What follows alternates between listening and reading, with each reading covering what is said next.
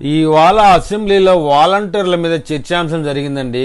ఇప్పుడు అసెంబ్లీ సమావేశాలు జరిగినా, మండలి సమావేశాలు జరిగినా ఎవడో ఒకరు లేయడం, వాలంటీర్ల సంగతి ఏమైంది, మా జగనన్న వాలంటీర్ వ్యవస్థ పెట్టాడు, మీరు తీసేశారు, మీరు 10,000 జీతం ఇస్తామన్నారు ఇవ్వలేదని ప్రశ్న అడగడం అయితే కామన్ అయిపోయిందండి. దానికోసంగా మన మంత్రి డోలా బాల వీరాంజనేయులు చెప్పిన సమాధానమే ప్రతిసారి చెప్పడం కూడా పరిపాటి అయిపోయింది. ఇక అసలు విషయానికి వెళ్తే ఇది ఇంటర్నల్ విషయం, రాజకీయంగా కాదండి.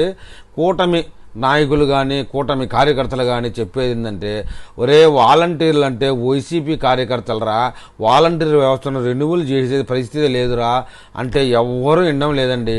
విషయం ఏంటంటే, మరి ఎలక్షన్కి ముందు చెప్పారు కదా వాలంటీర్లకు 10,000 ఇస్తాం, 5,000 ఇస్తాం అని చెప్పేసి అని అంటారు. ఎందుకంటే వాలంటీర్లను నియంత్రించకపోతే అది election camping, election policy strategy అంటారా నాయన. ఏదో ఒక విధంగా వాలంటీర్లని కంట్రోల్ చేయకపోతే అదొక బెడదగా ఉంటుంది, అందువల్లనే అలా చెప్పారు అని చెప్పేసి తెలుగుదేశం పార్టీలోని దిగువ స్థాయి కార్యకర్తలు చెప్తా ఉన్నారండి. ఏది ఏమైనా వాలంటీరు అంటే వైసీపీ పేటీఎం అన్నా కూడా తప్పులేదు.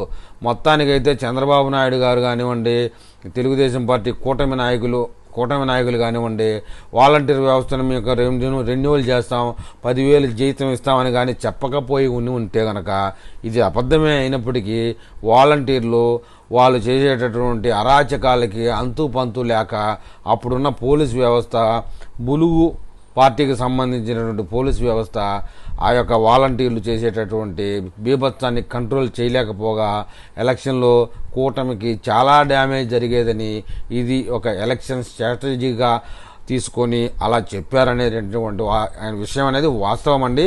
మొత్తానికైతే వాలంటీర్లను కొనసాగించడం జరగదు. అయినా కూడా వీళ్ళు ప్రశ్నలు అడగడానికి లేక అటు మండలిలోనూ అసెంబ్లీలోనూ ఎవరో ఒకరు వాలంటీర్లకు 10,000 ఇస్తామన్నారు ఇవ్వలేదు అని అడగడం. మన మంత్రి డోలా బాల వీరాంజనేయులు గారు, మీరే వాలంటీర్ వ్యవస్థను క్లోజ్ చేశారు, మేము వచ్చిన దాకా లేదు, 2023 ఆగస్టులోనే మీరే క్లోజ్ చేశారు, మేము ఇప్పుడు కంటిన్యూ చేసేదానికి లేదు అని అరిగిపోయిన రికార్డులాగా జవాబు చెప్పడం అండి. మేము వచ్చే టయానికే వాలంటీర్లు విధుల్లో ఉంటే రెగ్యులేషన్ చేసేవాళ్ళం అని చెప్పి మంత్రి అయితే ప్రతిసారి చెప్పడం జరుగుతూ ఉంది. ఏది ఏమైనా ఇక మీదటైనా వైసీపీ నాయకులు వాలంటీర్ వ్యవస్థపై నోరు తెరచకుండా ఉంటే మంచిదని ఏపీ ప్రజల అభిప్రాయం.